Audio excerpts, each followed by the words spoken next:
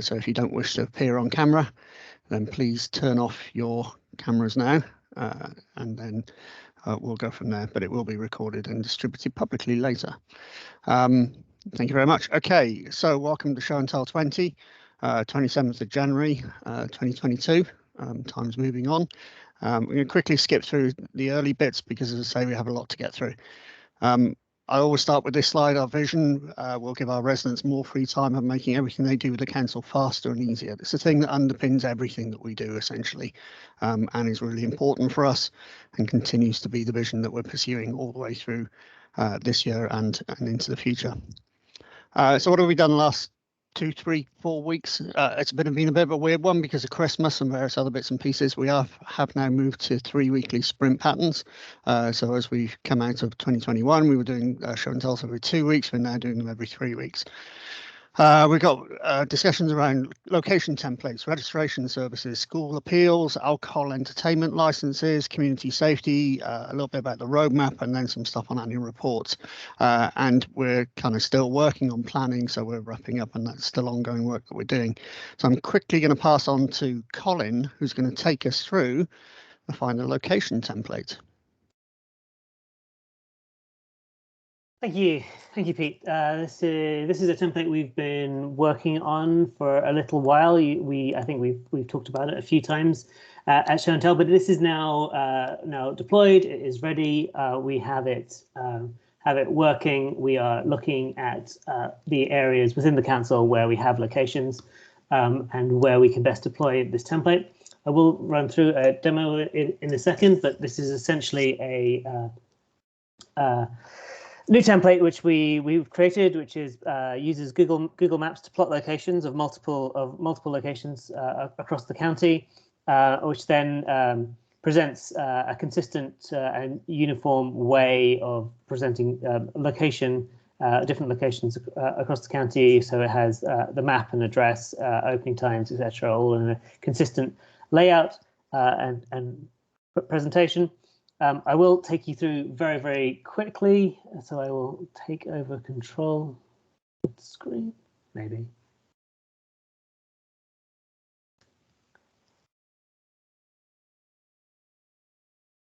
Can anyone see my screen? Yes, okay. So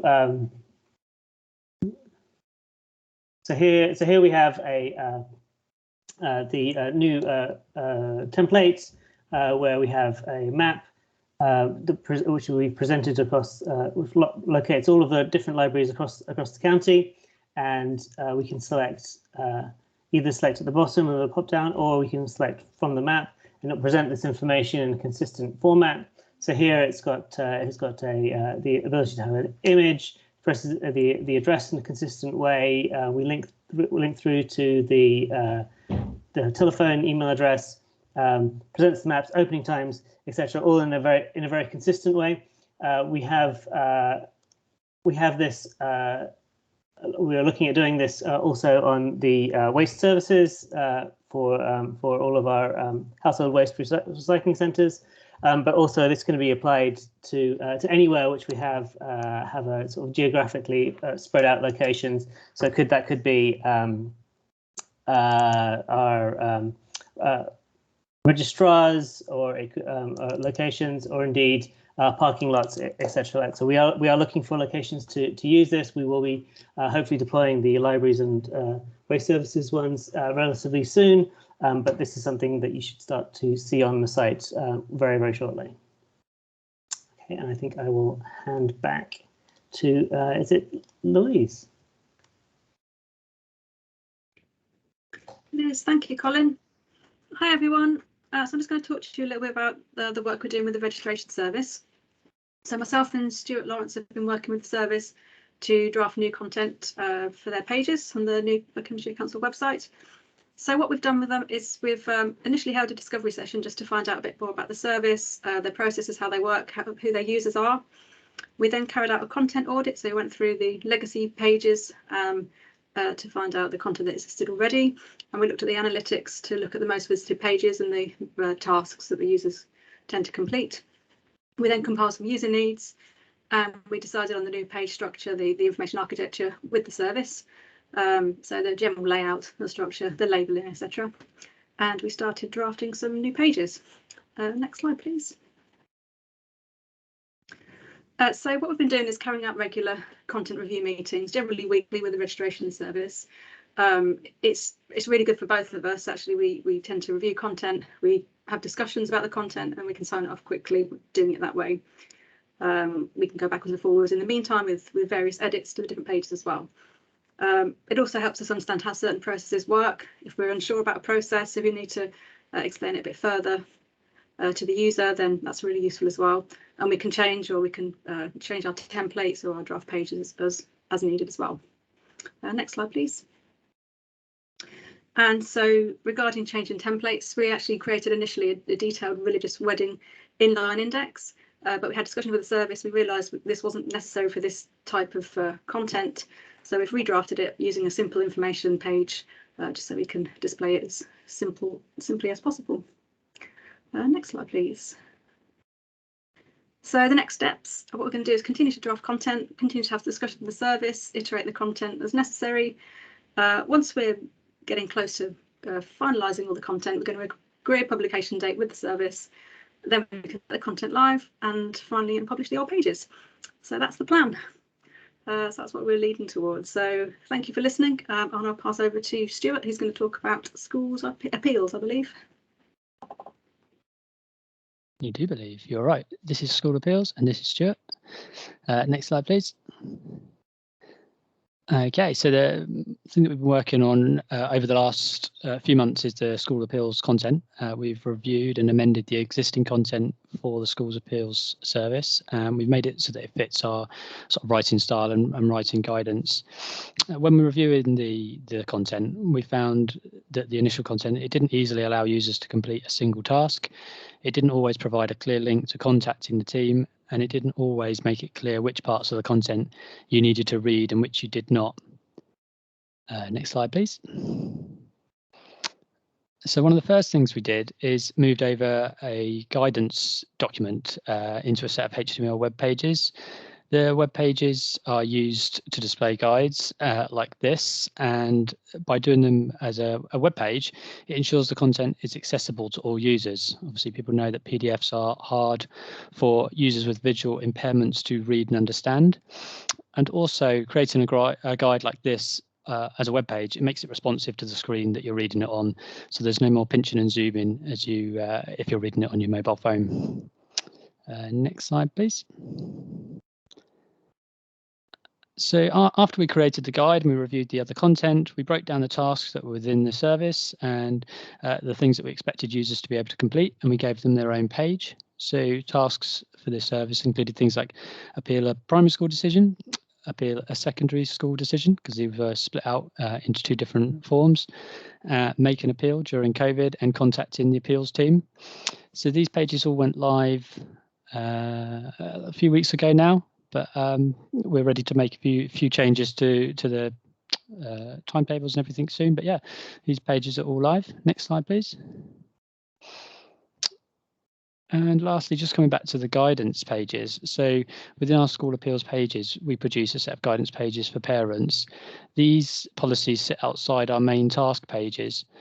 Our long-term aim, possibly my long-term aim for the website, is to gradually reduce what is in these guides or remove them altogether. This is so that we're not publishing duplicated information and that users can complete a task within a single set of pages without clicking out to an external guide. That's that. Oh, yeah, me again. Next slide, please. Thank you. So another service that we've been working with is the alcohol and entertainment licensing team. They have a new policy that's going live in the next few months. So similar to the taxi service that we worked with recently, what we're trying to do here is go through all of the legacy district sites, review all the content and bring it all together. So to accompany the new policy, we'll be migrating over their existing pages. We started this by creating a content audit for the existing pages.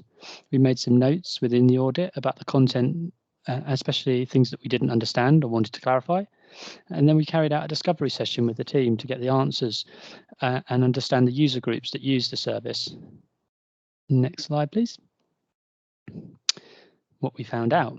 Our discovery helped us understand what was in and out of scope.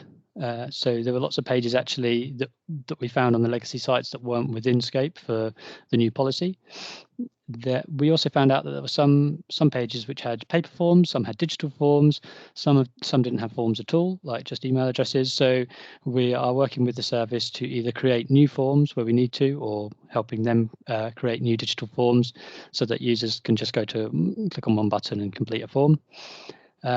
We also found out that this service is mostly used by people applying for the business licenses themselves, but there's also some pages where residents can object to license applications. For example, venues who are nearby your house that you don't want having an alcohol license.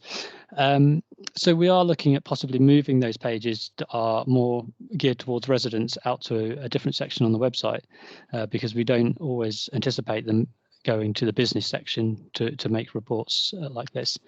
And the other thing we found out was the service were keen for the pages to be simple and easy to read and understand.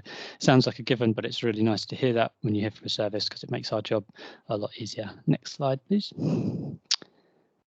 The first steps in unifying the pages were to identify the tasks that users come to complete. So very similar to school appeals in that sense. We created a set of user needs to ensure each page had a reason to exist on buckinghamshire.gov. Then we created page titles around these tasks so that journeys were clear.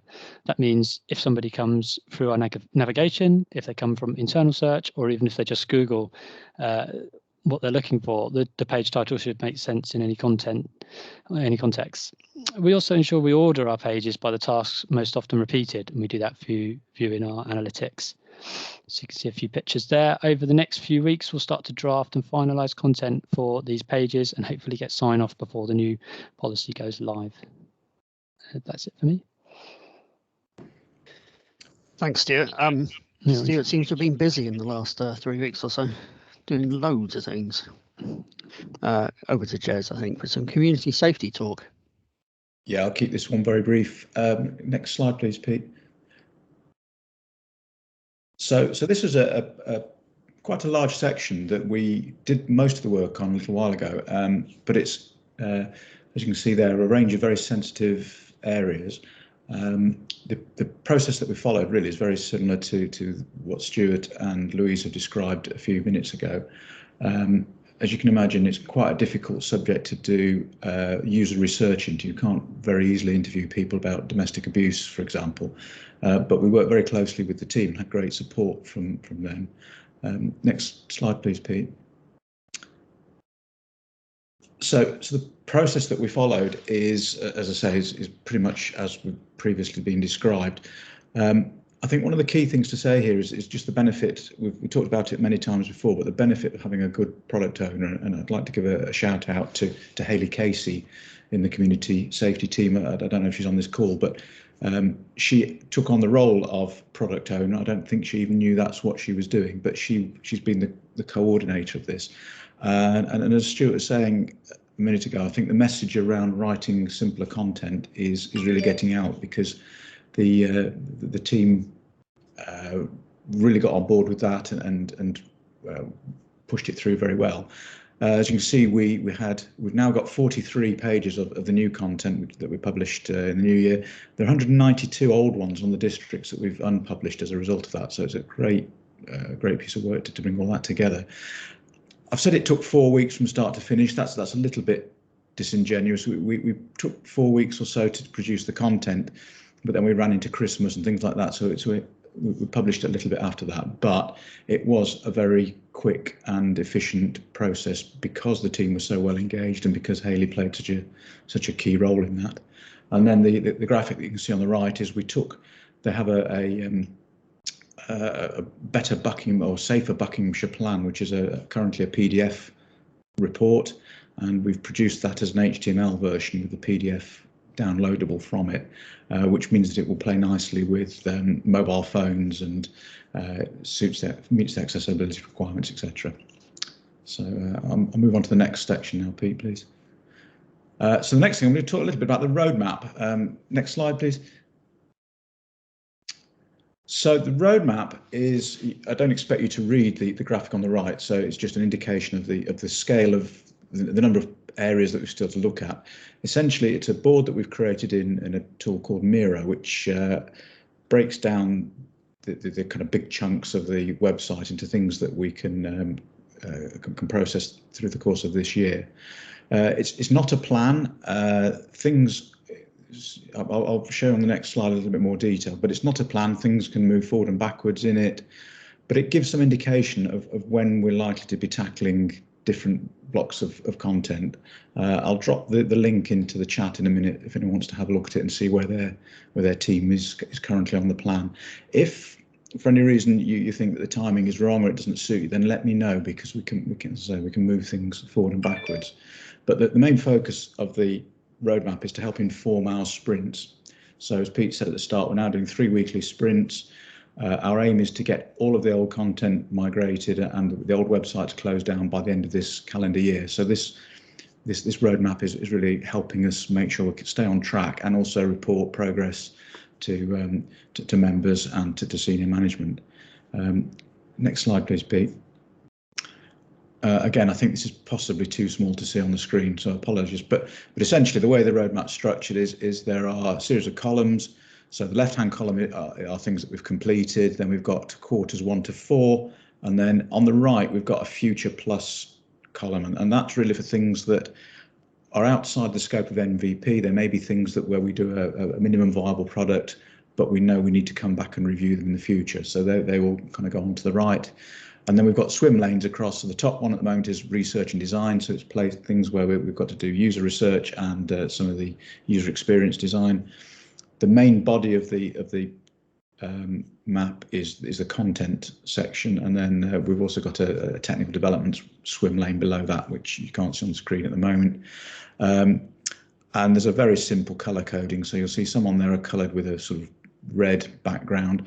Those are areas that we perceive to be more complex, either because there's an awful lot of content, or it could be that the content is in lots of places, particularly things that historically have been on the district sites, or it could be that there are complicated other complications. So things like embedded maps, some have got video links, some have got specific functionality, and some have got a lot of old inaccessible PDFs. So the things that are coloured red are things that we know we're going to have to spend a bit more time and a bit more effort on.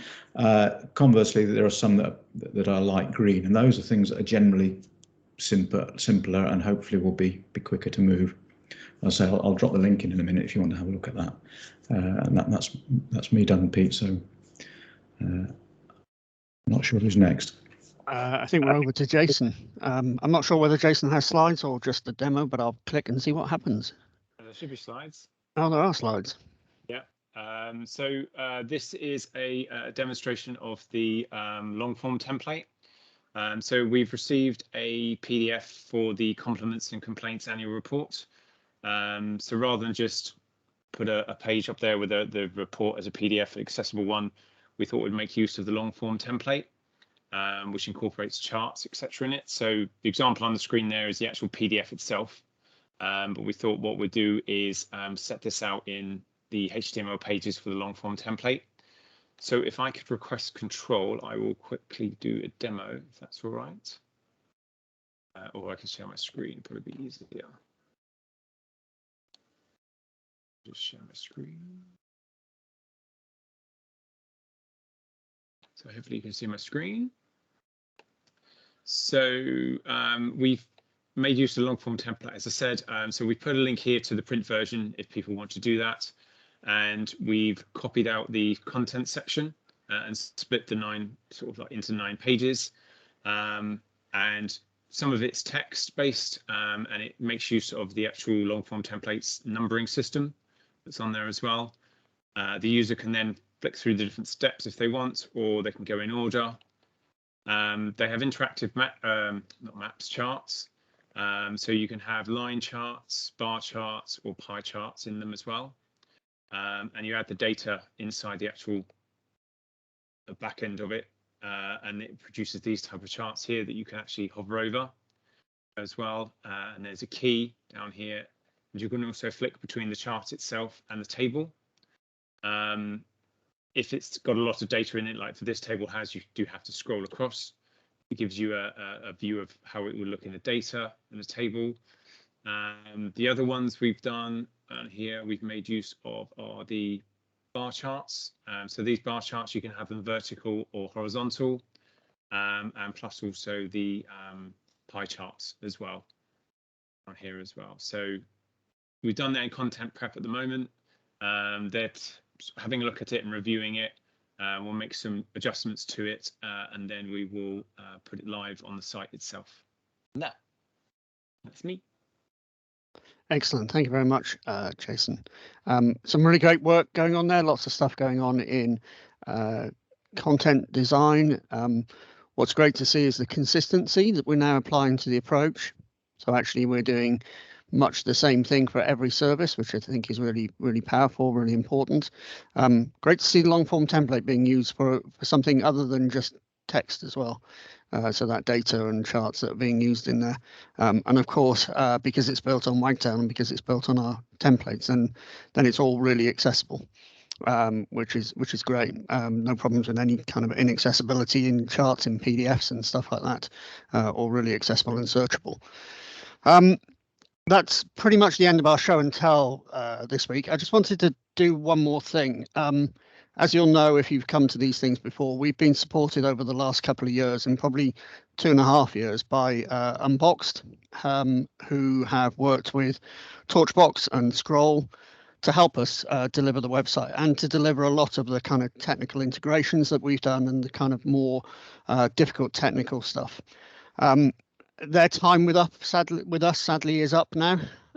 We've got a couple of them on the call today, but this is the last sprint that they're being kind of actively involved in. I'm sure there'll be questions that we go back to them with forever almost, but we'll still have a relationship with them. But I'd just like to say personally for myself, thank you very much for all the stuff that you've done. You've been a great partner on this journey that we've gone through over the last few couple of years, and it's been really kind of good to see the way that you've worked with our team. It has felt very much like one team for a lot of the time that we've been along. Too many people to mention. I've got a list of people there, and I'm sure there's lots of people I've missed. But Rosanna, Laura, Tom, David, Lawrence, Jen, Johnny, Mary, I could go on, but there are lots of people that we've worked with over the last 2 years or so. And I'd really like to say thank you very much to them.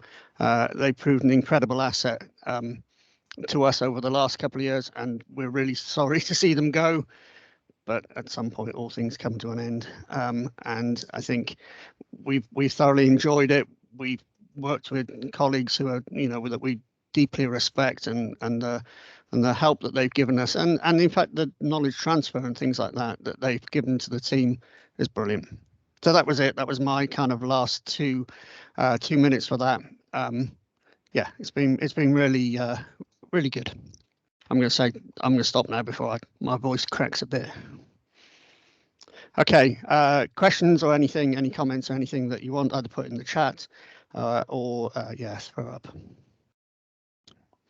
If not, have a great weekend, everybody, and we'll see you all again in 3 weeks' time. I just wanted to say, Pete, just thank you for that. And yeah, it's been a really great project to work on. We've really enjoyed it. So thanks for letting us be your delivery partner as well. Thank you very much. It's been a pleasure. Thanks a lot, everybody. We'll see you next time.